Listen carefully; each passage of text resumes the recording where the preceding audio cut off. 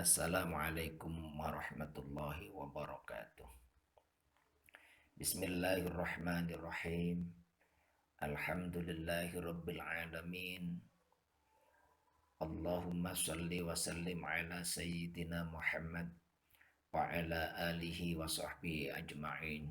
Amma ba'd.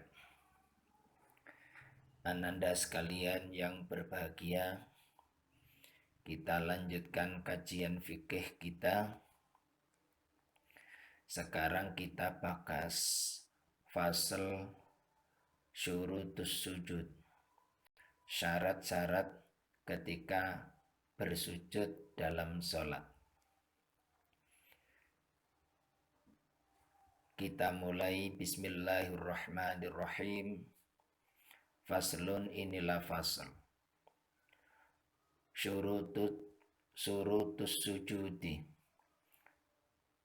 syarat-syarat sujud. Sab'atun, ada 7. Syaratnya sujud ada 7. Ketujuh syarat sujud ini harus kita lakukan supaya sujud kita sah. Kalau sujud kita sah, insya Allah sholat kita sah. Yang pertama, ayyasjuda, hendaklah bersujud ala sab'ati a'dha'in, atas 7 anggota sujud. Yang pertama adalah hendaklah kita bersujud dengan 7 anggota sujud kita. Apa itu? Yaitu dahi kita, kedua telapak tangan kita, kedua lutut kita, dan kedua bagian dalam jari kaki kita. 7 anggota sujud tadi semuanya harus menempel pada lantai atau pada sajadah kita. Yang kedua, wa antakuna, dan hendaklah ada jabhatuhu, dahinya seseorang yang sholat, maksufatan, terbuka. Dahi orang yang sholat harus terbuka. Tidak boleh tertutup rambut, tidak boleh tertutup kopiah, tidak boleh tertutup mukena, atau tidak boleh tertutup oleh jilbab. Ketika sujud, dahi kita harus terbuka. Yang ketiga, watahamulu, dan menekan, biroksihi, dengan kepalanya. Yang nomor 3, kepala kita ketika sujud harus menekan. Artinya kita harus memastikan bahwa kepala kita dan dahi kita benar-benar menempel di lantai atau di sajadah kita.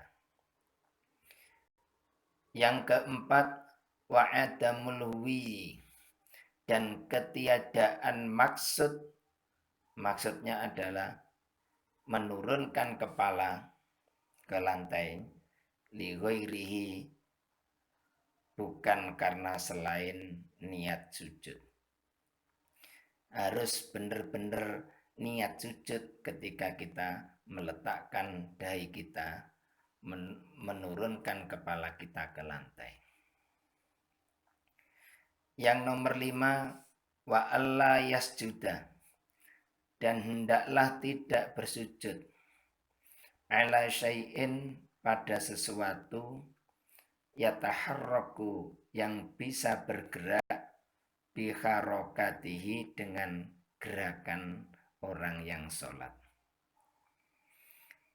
Yang nomor 5 ini adalah maksudnya kita tidak boleh melakukan sujud di mana tempat sujudnya bisa bergerak, tidak tenang.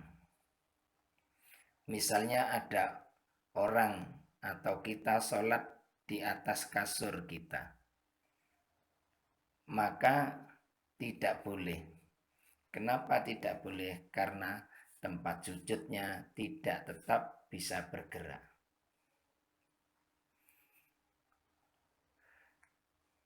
Yang nomor 6, wartifa'u asafilihi, dan mengangkat anggota badan yang rendah. Di sini yang dimaksud adalah pantat. Wartifa'u asafilihi, dan mengangkat pantatnya, ala a'alihi, atas anggota tubuh yang tinggi. Anggota tubuh yang tinggi itu adalah kepala. Nomor 6 ini mengangkat pantat dan merendahkan kepala. Tidak boleh kepala dan pantat sejajar. Pantatnya harus diangkat lebih tinggi di atas kepalanya. Yang nomor 7 adalah wattumakninatu, dan tumaknina fihi, dalam sujud. Tumaknina itu tenang, berhenti sejenak, minimal berhentinya bisa digunakan untuk membaca tasbih. Subhana rabbiyal a'la wa bihamdi. Minimal 1 kali tasbih. Dia harus tenang, tidak boleh sujud terburu-buru. 7 syarat ini tidak boleh kita kurangi satupun, harus dilakukan semua supaya sholat kita sempurna, sholat kita sah, berpahala, diterima di sisi Allah Subhanahu wa ta'ala. Demikian, mudah-mudahan Ananda bisa memberikan makna, bisa mengartikan, bisa memahami, dan bisa melaksanakan syarat-syarat sujud ini. Semoga kita diberi petunjuk oleh Allah Subhanahu wa taala. Ihdinas siratal mustaqim, siratal ladzina an'amta 'alaihim ghairil maghdubi 'alaihim waladdallin. Assalamualaikum warahmatullahi wabarakatuh.